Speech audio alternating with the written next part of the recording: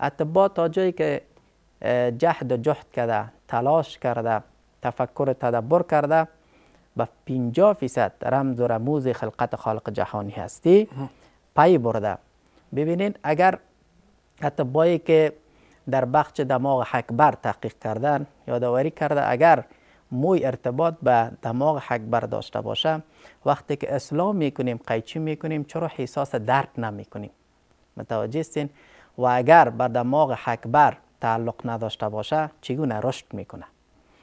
تا جایی که اتباع در 50% خود رسان، در 50% دیگه از علم خالق جهان هستی که در وجود انسان دمیده و عاجز مانده. بنابراین موی سر یک کیفیت داره و موی ابرو دیگه کیفیت داره. ببینین موی ابرو از دیدگاه اسلام و ساینس خیلی ها کیفیت دیگر داره. باریک هست، نه تنها برای تزیین روح هست، نه تنها برای تزیین در واقع چهره هست. موی مژه دیگه کیفیت داره. پیرامون از هر کدامش برنامه ها را در بر میگیره. موی ریش برای آقاها دیگه کیفیت داره که حتی سرطان جلدی جلوگیری میکنن.